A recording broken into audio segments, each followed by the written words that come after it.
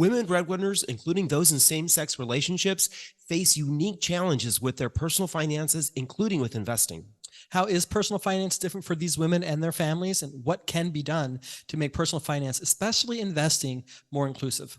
You're listening or watching Queer Money episode 446, and today we're joined by Carey Shuffman, Executive Director and Head of Women's Segment at UBS. UBS recently published its 2023 Own Your Worth study that will help us answer these questions. So let's get on with the show. The mission of Queer Money is to financially empower the LGBTQ plus community. Join us in thanking Capital One for supporting that mission. Welcome back to another episode of Queer Money, folks. We are trying to get more people of all different sizes, colors, shapes, and looks and persuasions into personal finance and investing. So anytime we get some rich, meaty data about how we're doing with that, we definitely want to have that topic covered on the Queer Money podcast. So with that, we want to welcome Carey Shuffman to the Queer Money podcast from UBS. Thanks so much, David and John, for having me on today. Of course. So it looks like you publish a study quite regularly, annually. So you recently published the 2023 Own Your Worth study. So mind giving us a high-level overview of what that study is all about and maybe some of the motivation behind it?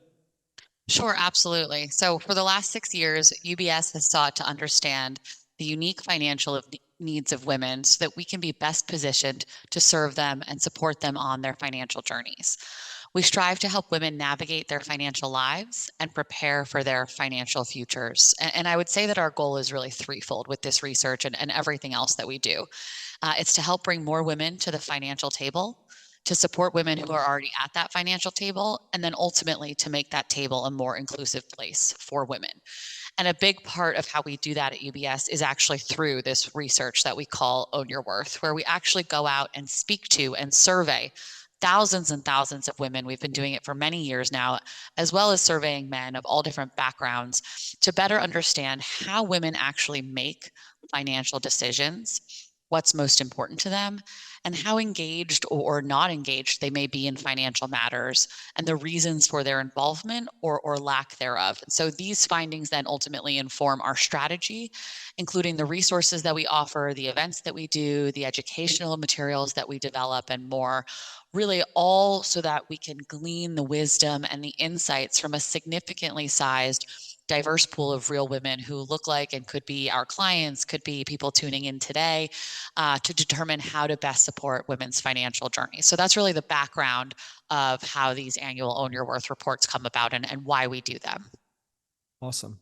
Yeah, I think it's really refreshing to see more of this happening, because we do know that women are playing a larger role, not only in making their own financial decisions, and we see more and more women entering the personal finance space and the education space, but also it seems like there's much more of an appetite of women who have a desire to learn this, because they, in many ways, have felt left out for a long time. Yeah. And also, I think, we think about the transfer of wealth that will happen, especially for baby boomers. And many of those women started their relationships with their spouses. And it was kind of the stereotypical gender roles of the man took care of the finances and the woman took care of the house. And so a lot of women didn't feel prepared. Or are seeing their mothers not be prepared when the wealth was transferred, and now they want that, so they do feel better prepared and making better decisions. You're exactly right. I mean, even just to kind of paint a picture, in 2020, women in the US controlled about 11 trillion in wealth. And by 2030, that's expected to be 30 trillion. So increasing by almost 2 times the amount. So the numbers are really, really clear that there is this tremendous wealth that is controlled and is on track to be controlled by women. Women are maybe inheriting, but they're also building and creating that wealth themselves. So there's a real opportunity here for us as an industry and really as a society to think about women's financial participation and actually take the steps to really focus on how we can increase the levels of that financial participation. Absolutely. So I think one of the fascinating things about this particular study sort of aligns with a book that we're reading by Kate Mangino who will be on the podcast late in early 2024 about the dynamic of gender roles and how they are affected or not affected based on who's the primary breadwinner, I guess in old lingo, we'd call them head of household, right? So one of the great things about this particular study that UBS did was that you included same-sex couples in the study as well. Why was that important to you? Yeah, absolutely. Well, I think it is important for me to say from the very beginning of the work that we've been doing for the last 6+ years at UBS, our fundamental belief has been that women are a population, not a segment, right? You can't take a one size fits all approach to serving women. No two women, no two investors, frankly, have the same financial needs, goals, things that keep them up at night, personal experiences and history with money. And so in thinking about how can we best serve the population of women in this country, that means a very diverse group of women, whether that's through age, race, ethnicity, profession, sexual orientation. And so for us, if we were going to look at this topic of the dynamics of women breadwinners and how they are or maybe aren't embracing their financial clout, if we were going to do a study focused on women and couples, we, of course, were going to be inclusive and focus on women in both heterosexual and same-sex couples. So that was actually just a very simple thing for us to say. Of course, we're going to look at these two demographics to see if there are similarities or if there are differences, particularly as you were just saying, John and David, given some of those, traditional gender role expectations that may play out more significantly in a heterosexual couple with a husband and wife that maybe aren't as heavily or negatively impacting women in same-sex couples. So that's actually what we were trying to really get out of this research, looking at same-sex couples as well. Absolutely. So there's some data that stood out for David and me that we would definitely want to highlight, but we want to give you the floor a little bit. What are some key findings from the study that resonated with you? Sure, absolutely. So if I take a step back for a moment, the goal of this research was really to understand, given that women are making tremendous advances in education, labor force participation, career advancement, and many studies show that women are contributing more to their household incomes than ever before in history. We wanted to really focus for this latest report on that woman primary earner. Mhm. Again, our prior research has looked at many different demographics of women, single women, divorced women, widowed women, married women of all different backgrounds, ages, race and ethnicity, professions. But for this specific piece, we really wanted to look at some of the demographic trends that are leading to more and more women becoming that primary earner in their household than ever before. And we wanted to understand, is that increasing financial clout translating to increased engagement in financial matters? So that was really the heart of what we were trying to uncover, the hypothesis, if you will, of this research. Mm-hmm. And what we found in terms of the key findings, just very high level, is that unfortunately, we found that women breadwinners, so women primary breadwinners, tend to be less engaged in making decisions about where their earnings are going, so both short-term and long-term financial decisions, than men breadwinners in their position. So we saw lower levels of engagement, lower levels of confidence, and lower levels of saying, it feels natural for me to make financial decisions as the breadwinner. And of course, the question then became why, right? Why does this dynamic exist? And the name of the report is Tradition, Trust, and Time. And those are really the three key challenges that we uncovered that are contributing to this lack of financial engagement or lower levels of financial engagement, I would say, compared to men breadwinners. And those three: tradition, so falling into more traditional gender roles. I think one of the most telling statistics from the report is that less than half of women in heterosexual couples and about 2/3 of women in same-sex couples say they prefer being the breadwinner, compared to almost 90% of men breadwinners. Right. Many women in heterosexual couples said that their friends and family just assume that their husbands are the breadwinner because of those societal, stereotypes and gender expectations. Mm-hmm. The second was trust issues. So tension, trust, trust issues around money, spending, embarrassment maybe on the part of the non-primary earning spouse around wishing they could contribute more. And then lastly, time, right? And I think this resonates with all of us. We're all so incredibly busy, but women breadwinners told us that they still take on more of the household and childcare responsibilities if they do have children in the home than men breadwinners. So those were kind of the three reasons, but I will say some of those were significantly less pronounced for women breadwinners in same-sex couples, particularly around those traditional gender role dynamics that we see within maybe a husband and wife heterosexual couple. Right. Tired of all the credit card offers you get from your current credit scoring app? Download CreditWise by Capital One today to avoid them. I guess, why do you, I think that's one of the data points we want to talk about, was that nearly 2/3 of primary earning women in same-sex couples want to be the breadwinner, relative to less than half or almost half of those in traditional or straight relationships. Why do you think that still exists? I think of some of the primary earning women in our lives who are in opposite sex couples, and they seem to, of course this is anecdotal, they seem to be very in charge of what's going on and don't seem to have any inhibitions in taking control of what's going on at home. So I guess why do you think that dynamic still persists in the general population, that they're still somewhat, what's the right word? I don't want to say subservient, but sort of taking a back seat and letting the men still drive?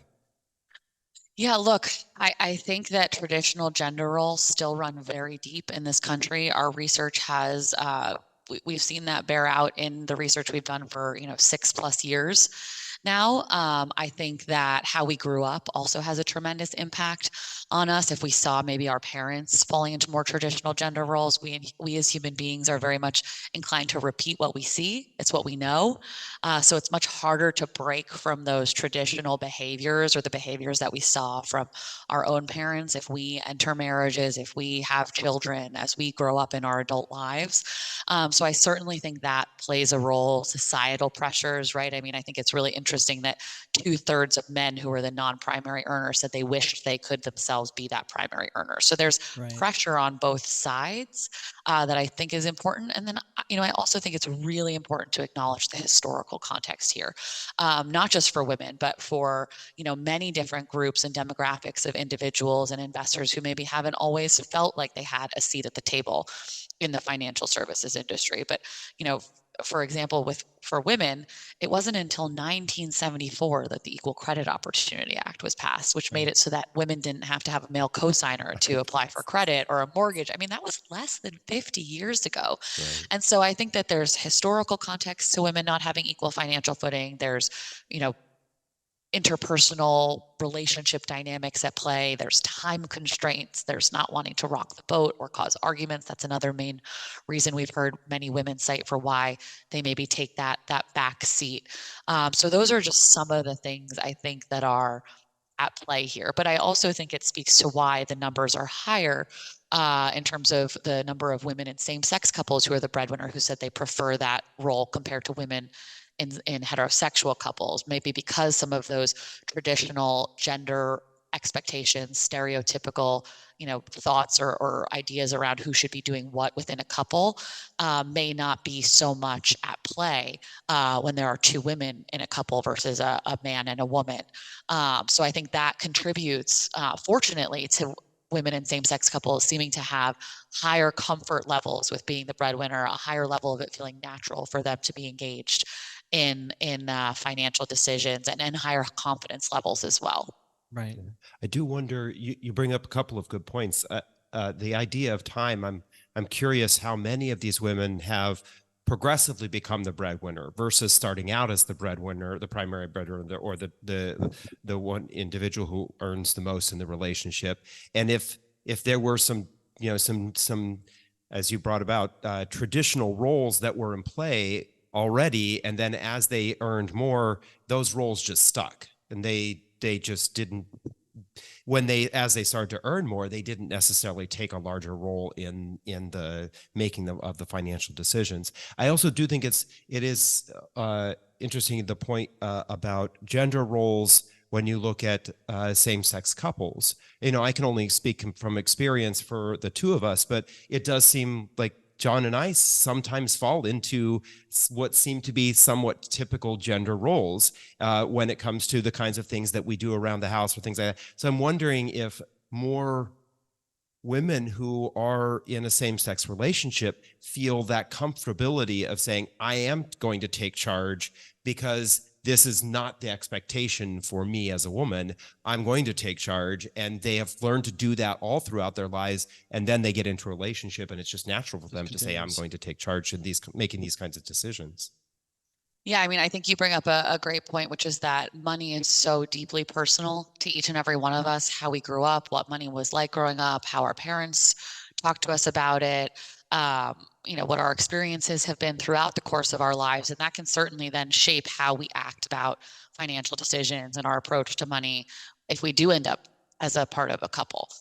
So I do think that there's that context there. I think it's very hard to break traditional behaviors, or if you've been doing something one way for a very long time, it can be very difficult to switch, which I think speaks to that question of if maybe someone's earnings, if in a heterosexual couple, the wife's earnings really all of a sudden started to eclipse the husband's, later in the course of their marriage, how those other sort of roles and responsibilities might still be very much set despite that change in earning dynamics. So I think there's a lot there in terms of all the different things that go into how we think about money, how we talk about money with our partners if we're in a couple, how we think about handling those decisions. But the other thing that I think is really important with this is, again, our research, the goal of our research is to be as inclusive as possible and to look at different demographics of women, different trends impacting women. We can't do it all at the same time, but each year and, every few months we focus on a different demographic. And what I often say in conversations with women as I'm talking about this research is, even if you maybe aren't the breadwinner yourself now, if you're in a couple, life throws us curveballs all the time. Things change. Someone may, get their dream job or start and sell a company and have tremendous success, or someone might get laid off or experience, job pressures or issues. And so sort of the earning capacity of a couple over the course of their lives and their marriage can change. And so I think that's where it's really important that even, this is applicable and relevant for, I think, such a wide audience of women and of people, because you never know what might change in a given day, month, or year, and how earning status might change for yourself or for your family. Right. Yeah, I think it's fascinating. What I think is also fascinating is the data that UBS found, that the percentage of primary earning women who say they manage household chores is considerably higher than primary earning men, which completely aligns with the data that we got from Kate's book, Equal Partners Improving Gender Equality at Home.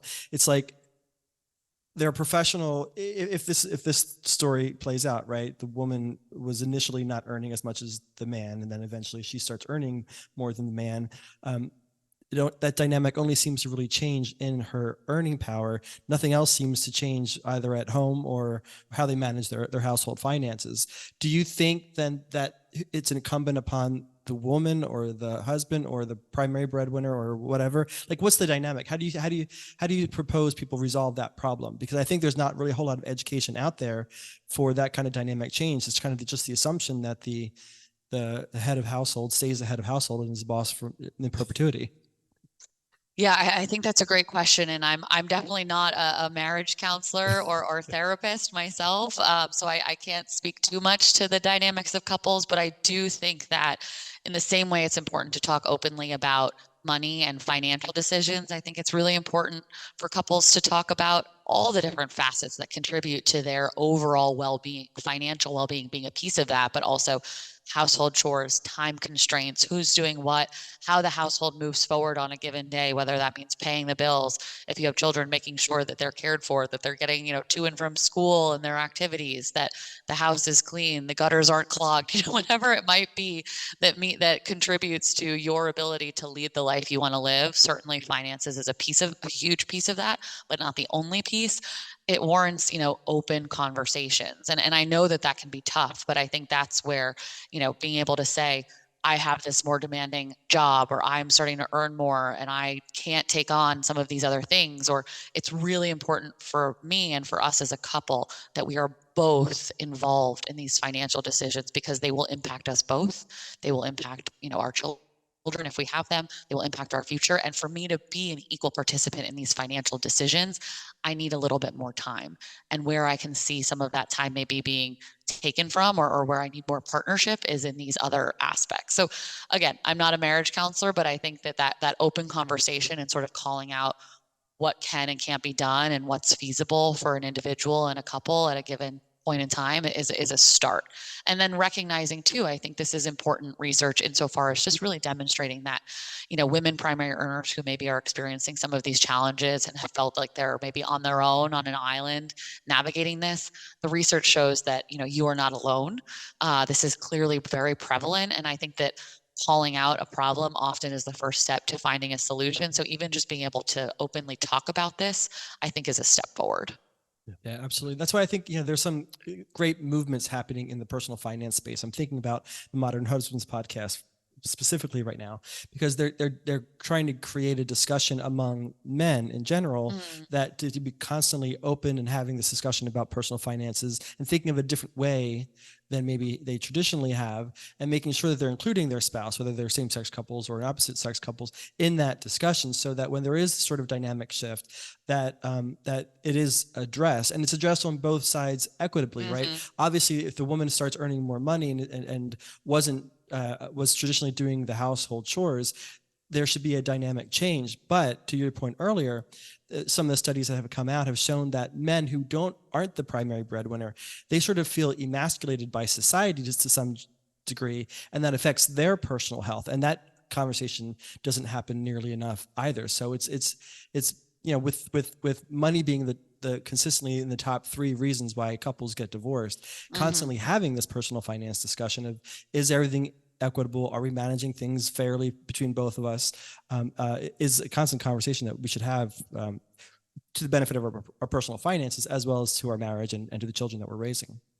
Absolutely. And I think that is such a good point, and we've been saying this for many years, this is not just a women's issue, right? Women's financial participation is an issue for all of us as a society, regardless of, who you are, what your gender is, whether you're married, partnered, have children or not, where you are in your life. And I think it's really interesting because our research has shown that everybody seems to agree about that. So the vast majority of both women and men that we've surveyed over the years have said that they believe that only when women are equal participants in the financial decisions that impact them will we as a society achieve gender equality. So men are also on board and recognize that they have a role to play in this. And then I think that question that just becomes then, how, and also how can we break down some of those, more stereotypical gender expectations so that people don't feel embarrassed or insecure about their earning status as compared to their partner, right? I mean, the reality is, if you are in a couple, regardless of who's earning more or who's earning what, that money that you're making as a couple benefits you as a family. It benefits children. If you have children, it benefits your future, the ability to, leave a legacy. So regardless of where it's coming from, if it helps you cumulatively achieve your goals as a couple, that's a good thing. And I think it's something, as women continue to earn more and contribute more to their families' incomes, that's something that should be championed and celebrated. So the question then, of course, is how we can actually do that. And there's so many different pieces, to that puzzle. Yeah. I think this kind of goes back to that trust point that you were talking about earlier, right? Couples who can trust each other can have these kind of open conversations. It doesn't matter what your roles are in the relationship, if it's a same-sex relationship or opposite sex relationship. If you as a couple can trust each other, we know that trust is the beginning of being able to ask these questions or to be able to confidently say to your partner, hey, things have changed and I need some support in the fact that things have changed for me. Whether that's you're working more hours or your job is more stressful, or the fact that you are earning more money and where that money should go as a couple to help your lifestyle and your life be more full. Yeah, absolutely. No, I couldn't agree more. So I think maybe one of the ways we can sort of tap into figuring out how to make that change happen is that your study also found that primary earning women in same-sex couples had more confidence in dealing with their personal finances than primary earning women in opposite sex couples or heterosexual couples. Why do you think that might be? I think, again, a lot of it comes down to what we've just been talking about, some of those traditional gender roles that still run deep in many heterosexual couples. I'll give an example. In some of our prior research, we found that the vast majority of men in opposite sex couples said that they thought they knew more about finances than their spouses. And we know that that's not the case. Financial literacy scores between the genders are actually relatively equal, many studies show. So this is not a competence issue whatsoever. But over time, if you have a partner, particularly among heterosexual couples, if you are a woman and your male partner is saying, I got this, or I know what I'm doing more than you do, or I know you don't have time, so I'll handle it, that starts to maybe chip away at some of that confidence, right? Because we gain confidence by feeling like we can do something. We learn by doing. So if you're maybe taking that back seat because someone is telling you, I got this, you're going to feel less experienced, less knowledgeable about making those decisions because you haven't had a seat at the table. So I do think that some of those confidence levels do have to do with some of that, maybe less of that sort of stereotypical gender expectations, and some of those conversations are maybe happening less among women in same-sex couples insofar as like some of those data points around husbands thinking they know more. And so that allows greater potential financial engagement, the ability to try things, to make mistakes, to learn, to take a more active role, and then over time, build that confidence maybe without a partner who is challenging what you're doing or insinuating that they would be doing it better if they were doing it themselves, or whatever that might be. So I actually think it's a really interesting opportunity insofar as for women in same-sex couples as role models, right? If they have this higher level of confidence, I think it speaks to the opportunity if we can chip away at some of those traditional gender roles that happen maybe in heterosexual couples. And it clearly shows that it leads to that greater level of confidence, and also the greater level of it feeling natural to be engaged if you are earning that money, to be able to make decisions around that income that you are yourself bringing in. Yeah, your point about men traditionally reporting that they just simply know more about personal finance than everybody else kind of aligns with that data point that we hear. Like I think every year, like men only need to have meet 30% of the Exactly. qualifications on a job description to apply, and women need to be meet 90 to 100%. I'm sure that I screwed the data points up, but that's kind of the general gist. It's just there's just Exactly. this general sense of confidence that men, typically straight men, seem to have. Yes, I guess that's easy when the entire society is created around your success, right? Right. Yeah. I'm trying to figure out where that came from, but it's probably just because that's how society was created. And I also, again, I think the historical context around money plays a role. I think, falling into the maybe roles that your parents took, all of this stuff plays into kind of your own confidence level, your own interest, or even the value that you place on being financially involved.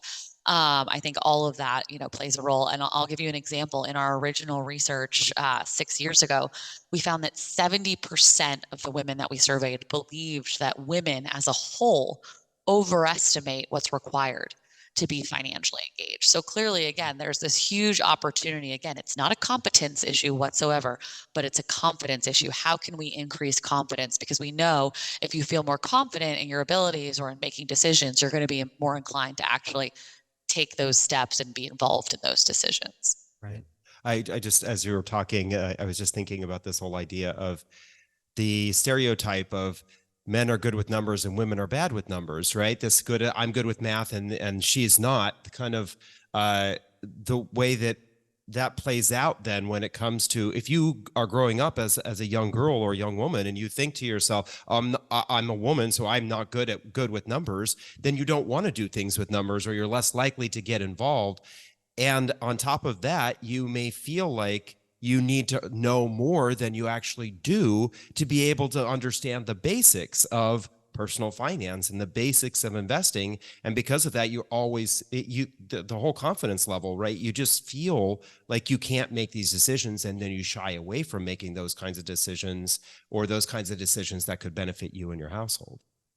Absolutely. And we even talk about that in the report. There was a study in the Journal of Economic Behavior and Organization a few years ago that found that stereotype of women being quote unquote bad with money actually raises financial anxiety in women and furthers the confidence gap. So there's a lot to be said for that, as well as even just how women are portrayed in the media. I mean, I'm not going to call out any television shows or movies or anything like that, but I think we can all think of many in which that is the portrayal of women as being baby bad with money, or overspenders, or women buy money on, spend it on shoes, and all of these types of stereotypes that we hear and see from even a young age. I mean, it's not just for us as adults, but think about young girls and young boys and what they're socialized with and what they see around them on TV or from their friends, their parents, the people in their lives. So, there's a lot of data that shows that there's a very significant amount of media that reflects women as bad with money that I think furthers those stereotypes and then can also actually have real life implications for women's financial confidence or their hesitance around, can I spend X, Y, or Z on these things that I want or that I need, or should I feel guilty, or is there shame involved because of all of these things that are wrapped up in the societal context around money? Yeah, I would guess that would probably also play out. My assumption is that because of that, women then are not given the opportunity to make as many mistakes as a man is allowed to make. A woman makes one or two mistakes and it's like, okay, done. I got to take the finances away from you. Whereas a man can make a lifetime of mistakes and nobody's going to take the finances away from him because he's a man. He's supposed to have that role. Yeah. Right. So yeah, folks, if you learn by failure, those of right? you who are listening, I think several of us are rolling our eyes right now, but that's that's the way it is. Sorry, I interrupted you. No, I think you're right in that in terms of, one of the major reasons that many women in heterosexual couples said that they deferred if they were not involved. Again, that more than half of women in heterosexual married couples who have told us they're not as involved in those major financial decisions. A key reason that they cited was wanting to keep the peace. So again, if there's a concern about making a mistake and that causing an argument, that's another barrier to the financial table that starts to be put up if there's a fear of making a mistake or a mistake is made. But look, none of us are experts, right? Especially if you're not a financial advisor, you don't work in this industry yourself. There's so much information, so much jargon, so much to know and understand and follow that, no one's going to get it right 100% of the time. That's why there are financial experts to help you and help you navigate, fill in those gaps, answer questions that you have. But, you only learn by doing. And that's also why I think it's good to, be involved in maybe a small mistake means that you're less likely to make a larger mistake, but you only know if you try. So I think that's part of the reason why it's so important to be engaged and involved in these decisions, regardless of your, marital status, life situation. 100%. So I think now it's time for us to put the mirror on ourselves, because your report showed that women breadwinners felt like they're not necessarily supported by the financial services industry. 75% saying that financial services caters to men. And as our audience knows, last year, 48%, and this year, 55% of respondents to the Motley Fool Debt-Free Guys LGBTQ plus money study said that they've been discriminated against by somebody in financial services. So what responsibility do we have in financial services? Obviously, you're more in corporate, we're more in media.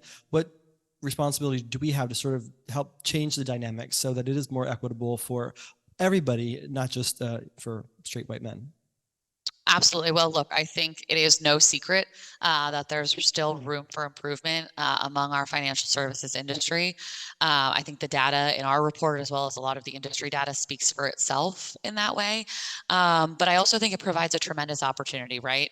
And I know I mentioned this before, but I really believe that you can't fix a problem until you openly acknowledge it and call it out. And that's really what we've tried to do with this research. Not keep it a secret or hide the fact that there's still significant work that needs to be done, but to say like, hey, we're willing to do the work, and what is it going to take to actually get there? So I think that's sort of step one, or even step zero, you could say. And then I think another piece actually starts with understanding what are the unique financial needs of whether it's women breadwinners in same-sex couples, LGBTQ plus investors, women who are, entrepreneurs or business owners, whoever you might be. Each of us have individual needs. You can't take a broad brush stroke to financial advice. And so I think part of that also comes down to understanding the unique financial priorities that women breadwinners cite. And actually, interestingly, it was fairly similar across the board for women breadwinners in both heterosexual and same-sex couples. And those top financial priorities that we heard included retirement planning, budgeting, tax planning, maintaining an emergency fund, and long-term care planning. So again, we heard that loud and clear. So then, of course, the question becomes, so how do we actually do that? How do we serve these investors in a better way? How do we make sure that they feel included in the conversation, in what our industry has to offer. And look, I can't speak to every single firm or every single advisor in our industry. There are tens of thousands of advisors, hundreds and hundreds of firms, wirehouses, independent firms, big, small, digital, everything. So I also think it speaks to the importance of really trying to find the right advisor, the same way you try to find the right doctor or the right accountant or the right attorney, or all of the people that you turn to for advice and expertise in your life. Some may not be a fit. Some might have more work to do, and then there are others that are really doing it well. So I would encourage everyone to really think about and take the time to interview the advisors that you're considering working with. Ask them questions, level set on what you're looking for, what you expect, what your goals are. And if you don't feel like you're being seen, go to someone else.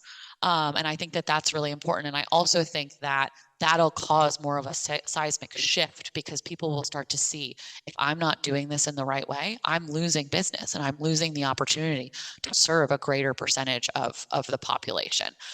So I think it starts by calling out the problem, making a commitment to trying to fix it, making a commitment to trying to understand the unique needs of the individuals that we serve, and not taking that sort of traditional cookie cutter approach that maybe worked, 30, 40, 50 years ago. So that's kind of how I would suggest starting, in terms of how we can try to bridge some of those gaps and close some of those gaps as well. I want to tap into what a comment that you just made there. David and I still have our tentacles in some brokerage firms across the country, some very large ones. And we know of some very misogynistic occurrences that are taking place. I'm curious what your response is to those financial advisors and their bosses, the branch managers and all sorts, who are fine with the status quo, who feel like the outreach to other demographics, whether it's women, LGBTQ plus people, whomever, is more performative, and that there's not really a bottom line value to reaching out to those communities. What would your response to that be? Look, I think it's clear, the data speaks for itself, that would be the wrong approach, right? More wealth is going into more diverse hands each and every day. And I think if you are not thinking about that, then your business is not going to move forward in a way that keeps pace with the way that our economy is going and the way that our inclusive economy is destined toward. So I do think, look, we can't change all behaviors in anything that we do, whether it's around more inclusive financial advice, whether it's in medical care, whether it's in, marketing, all of the different things and services that we interact with each and every day are not always going to get it right. We can only control what we can control. And I'm proud that at UBS we're making this a priority and really trying to do the right thing, not just in the research that we publish or the content that we produce, but also in the training that we provide to our advisors and the conversations that we're having, all the way from, the highest levels of leadership down to that individual advisor, or to my team, or the wonderful teams that I work with. But I think that, from a pure business perspective, if you want to talk about the numbers and cents, there's a lot of data that shows that if you are not serving a diverse population, your business is not going to succeed at the same rate as those advisors who do recognize the importance of this. And I also think, even just beyond the business argument, there's the broader argument around, what do we want our society to look like? Our businesses should reflect the communities where we live, work, and serve. And I hope that framework and that mindset continues to spread. I do see tremendous progress even in the 12 or so years that I've been in this industry. But I do think advisors are really missing out if they are taking that more traditional approach and not paying attention to this, because again, the demographic trends bear out. Women tend to live longer than men. Divorce rates in this country hover just below 50%. Rates of marriage are decreasing. More and more women are choosing to remain single. More and more women are having more wealth than ever before. All of these different things are leading to the fact that if we are not actively addressing these demographic changes, we'll fall behind. So I hope that in itself is a catalyst, aside from, of course, the obvious, which is that it's the right thing to do. Are you running for office? I'm not. I'm just really passionate. I'm really passionate about this. I've been doing it for, 6, 7 years, I live, breathe, and speak the importance of women's financial empowerment. And I think, look, we're not ever going to get 100% participation and belief in this, but if we can just even change one person's perspective or one advisor's perspective or one firm's perspective each day, each month, each year that we've been doing this research, then that's progress, right? It's sort of that hand-to-hand combat, like boots on the ground, kicking down doors way of trying to actually change this dynamic and continue to move our industry in the direction that we hope it will go in. Absolutely. Yeah. I think that's part of the reason why John and I appreciate that you did this. And to be honest, when you first reached out to us and shared the study with us, our first question was it inclusive of LGBT people? And we were really excited that the fact that it was. And it speaks to your point, right? And unless we start to understand what the data is telling us, then we cannot basically have the tools and resources at our hands to confront the conversations of people who are saying, let's just stick with the way it used to be. If you want to stick with the way it used to be, that's fine, but know that that's not the way things are today, and you will slowly fall behind. I will say, to your comment, John, about individuals that we know, or branch managers, or even individuals higher up in organizations, more often than not, the individuals that we're talking about are individuals who probably have a very short-sighted time frame or short-sighted mindset because of their time frame left in the industry. These are mostly men who are most likely going to be gone from the industry in the next 10 to 15 years. So for them, making changes isn't going to have a substantial impact on their financial future. Right. It's having an impact on their financial present, and they're okay with their financial present. Younger financial advisors, younger firms who are thinking forward, those are the individuals and the firms that are actually seeing the data and responding to it in the way that they need to become the leaders that we will be looking to in the next 10, 15, 20 years. Absolutely. And I think certainly we want to try to move progress forward across everyone, but I think you want to really look at that kind of coalition of the willing, right? Who sees this data and recognizes the importance of it and recognizes the cultural shifts, business shifts in their practice that need to occur to really meet these evolving needs of a more diverse consumer base. And that being said, I work with advisors across the country at UBS, wonderful advisors, male and female, rising gen advisors who have been in this business for 30, 40, even 50 years. And there are a lot of advisors who are doing this right and who really want to do the right thing. Again, as with any industry, there's never going to be, 100% perfect behavior or 100%, perfect buy-in or involvement in what, the way that you're hoping to move and the wave that you want to kind of shift. But I think we have to recognize the progress that we've made, but also how we can continue to make progress. And certainly I think that means, thinking about the next generation of our industry, the next generation of advisors, and also of investors, right? Because they're going to have different expectations for what they look for. And they'll talk and walk with their feet if they don't feel like they're getting that level of service and that individualized response from the person sitting across the table from them. Yeah. Exactly. Well, what's that data? Like 80% of women after their husband passed away go to a new financial advisor because the financial advisor is it 60? 60 to 70% either after divorce or after the loss of a spouse will switch advisors. I mean, that's pretty staggering. That's a very high percentage. Yeah. It means you're not doing your job. Right. Well, and folks, for those of you who are listening, that's, as Carey pointed out, we have to be completely comfortable with thinking to ourselves, I'm not getting what I need from this person. This is a non-functioning, this is a toxic or sometimes maybe just a dysfunctional relationship that I have with my financial advisor or financial institution. It's okay. It's not easy. I mean, it takes a little bit of work, but to pick up and move to another firm, that is 100% okay for you, your financial well-being, and your mental health. Yeah, 1 to 2% is a lot to pay to get ignored. Yeah, and I also think it has to be consistent, right? Obviously, you need to say the right things and institute the right things culturally, even within your own workforce. Have the right policies, benefits, opportunities in place. But also, it's not just sort of a one and done. We don't just publish one piece of research and then that's it, right? We've been publishing this research now for 6 years, just like we published this piece a few months ago focused on women in couples, right? Because we're looking at breadwinners, which implies a couple.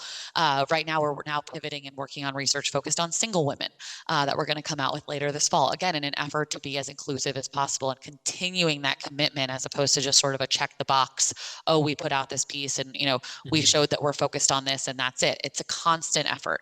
I mean, even a few weeks after we published this piece, for example, UBS also published a terrific piece called Planning for the LGBTQ Family.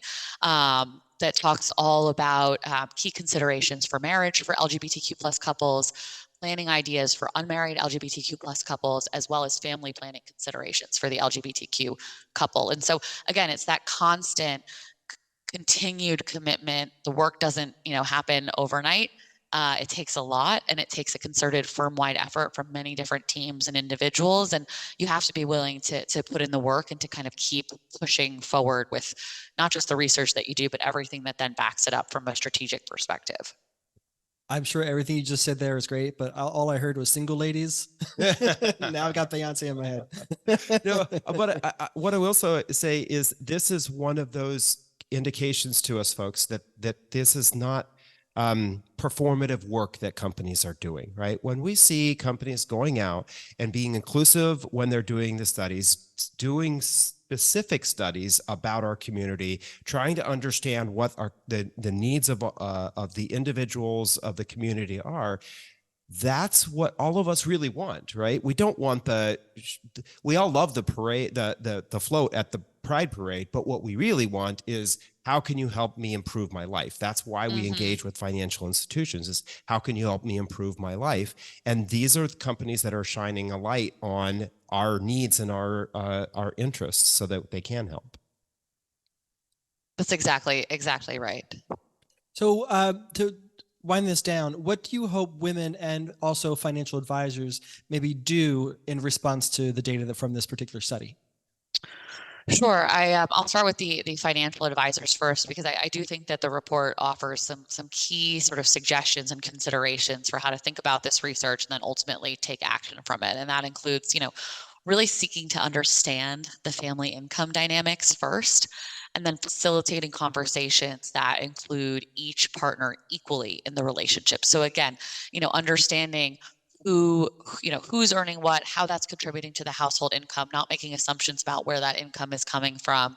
I'll tell a brief story on that just really quickly. We have a wonderful advisor in Boston, and she recently told me that she won a significant amount of business from a couple because she was the only advisor that they interviewed across many different firms who actually said, tell me about your wealth. How did you build it? How did you accumulate it? Where did it come from? And didn't just assume that the wealth was the husband's, because it actually, the wife was the breadwinner and was extremely successful and had created most of that wealth through her earnings. And so without, making an assumption, allowing biases to infiltrate the conversation, she approached it by setting that aside, and she won the business. So I think that's a very clear example of that. I would say, again, that goes to kind of the second point, which would be setting those assumptions aside, trying to reduce even the unconscious or unintentional bias. Even if, maybe many of your clients look a certain way, it doesn't mean that all of them are going to look a certain way. And so I think that means you need to listen to the unique needs of women breadwinners. And again, this applies to all investors. I would say the third is really looking for ways to simplify, ease, or automate certain services to reduce that time burden of financial engagement that we heard is a barrier to entry for so many women. And then lastly, again, addressing financial engagement through the lens of a comprehensive goals-based financial planning approach that really gets to the heart of who someone is, what's most important to them, what are their values, what do they hope to achieve, and then customizes that in a more individualized way that really meets them where they are. Nice. And then in terms of for anyone reading this, anyone tuning in today, I think, financial engagement is so critically important in terms of being able to have a say in the major financial decisions that impact us, our loved ones, our futures.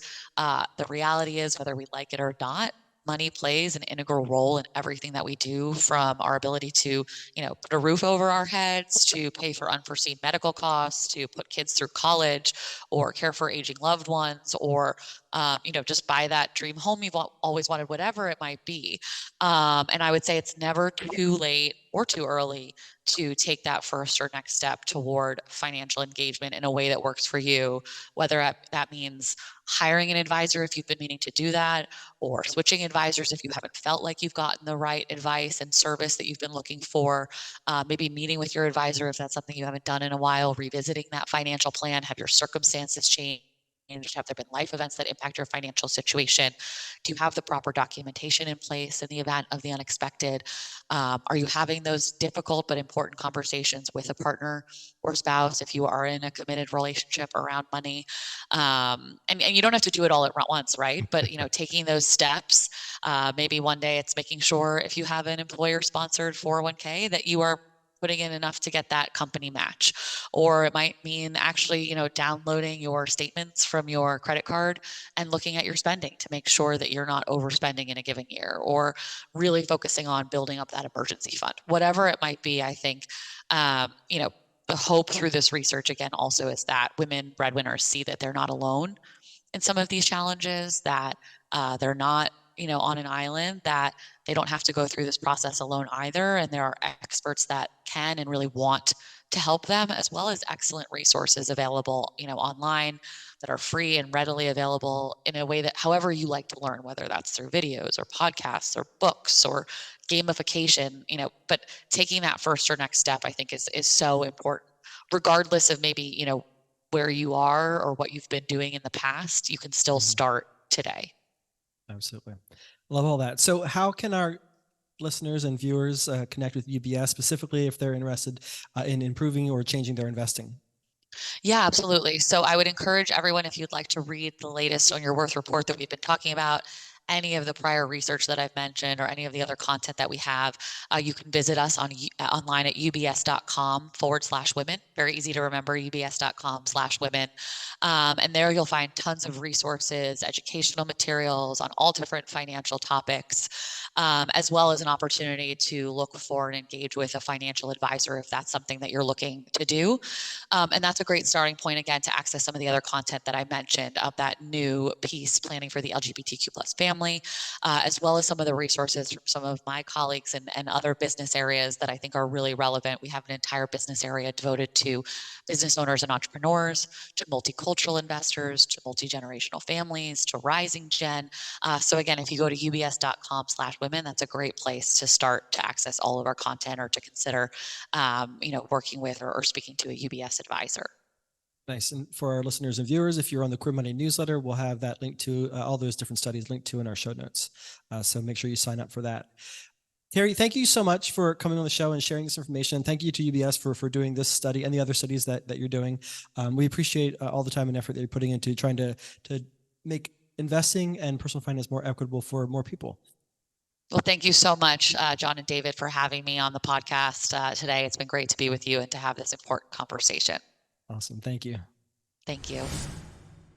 Start your journey to financial independence with a checking and savings account that doesn't nickel and dime you with fees. Get a Capital One 360 checking or 360 performance savings account at Capital One today.